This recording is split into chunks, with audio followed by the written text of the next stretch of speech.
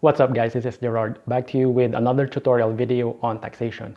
On this video, I'm going to be talking about minimum corporate income tax or MCIT.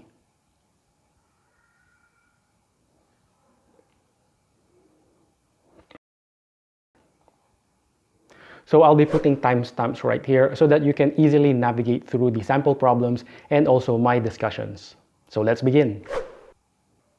So MCIT is a tax on gross income beginning in the fourth taxable year following the year of commencement of business. The MCIT shall be imposed whenever such corporation has zero or negative taxable income, or whenever the amount of minimum corporate income tax is greater than the normal income tax due of a corporation. So the MCIT rate is 2% based on gross income, and it is imposed on domestic corporations and resident foreign corporations subject to regular income tax.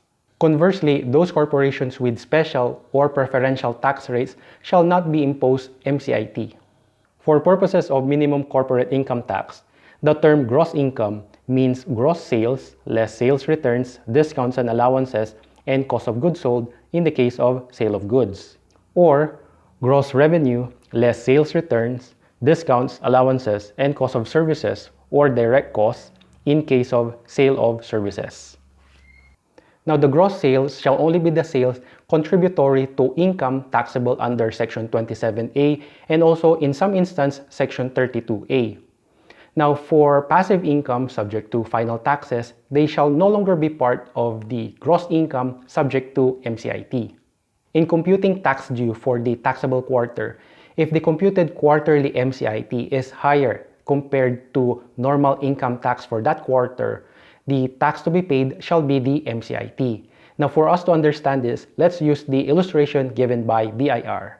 So the corporation's computed normal income tax and MCIT and creditable income taxes withheld from first to fourth quarters, including excess MCIT and excess withholding taxes from prior years, are as follows.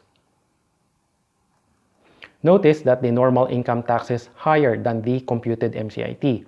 Therefore, the first quarter income tax due will be computed as follows. From the normal income tax of 100,000, we will be deducting the 10,000 tax withheld from prior year, and then 20,000 tax withheld for the first quarter, and then the excess MCIT for the prior year.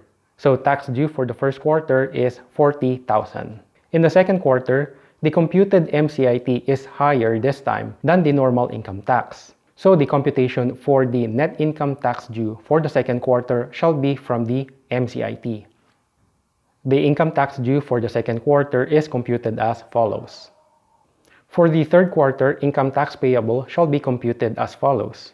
So comparing normal income tax and MCIT, observe in the third quarter, the normal income tax is higher than the MCIT. Therefore, we can use the excess MCIT in prior years as a credit against normal income tax. Then finally, we compute the annual income tax due. Based on the related revenue regulations, it says that quarterly MCIT paid on the quarterly income tax return shall be credited against the normal income tax at year end if in the preparation and filing of the annual income tax return and in the final computation of the annual income tax due, it appears that the normal income tax due is higher than the computed annual MCIT. Moreover, in addition to the quarterly MCIT paid and quarterly normal income tax payments in the taxable quarters of the same taxable year, excess MCIT in the prior years, subject to the prescriptive period allowed for its creditability, expanded withholding taxes in the current year, and excess expanded withholding taxes in the prior year shall be allowed to be credited against the annual income tax computed under the normal income tax rules. Therefore, in the illustration, suppose the MCIT at year end is higher than the normal income tax. Then the computation of income tax liability of the corporation shall be as follows.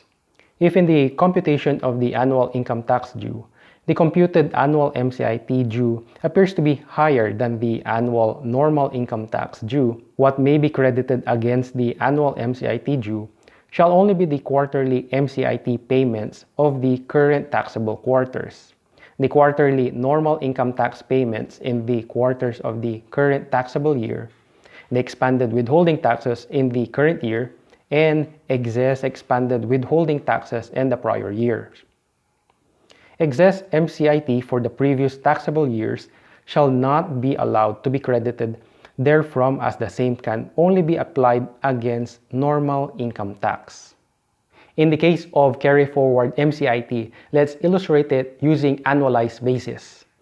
Note that excess MCIT shall be carried forward and credited against normal income tax for 3 years. So in 2018 and 2019, the computed MCIT is higher compared to the normal income tax, which are 25,000 and 40,000 respectively. Now in 2020, the corporation's normal income tax is higher than the MCIT. In this case, the excess MCIT from the prior years can be credited from the normal income tax. Lastly, in terms of relief, the Secretary of Finance, upon the recommendation of the Commissioner, may suspend imposition of MCIT upon submission of proof that was verified by the Commissioner's representative that a corporation sustained substantial losses from prolonged labor disputes, force majeure, or legitimate business reverses. And that's it. So let me know what you guys think about this topic in the comment section below. Also, if you have any questions, post them in the comment section as well. Thanks for watching. If you found this video very helpful, please give it a thumbs up and make sure to subscribe for more tax videos to help you improve your skills and knowledge in taxation. Lastly, if you haven't yet already, hit that notification bell so you'll always be updated with new tax videos. So this is Gerard. I'll talk to you in the next one.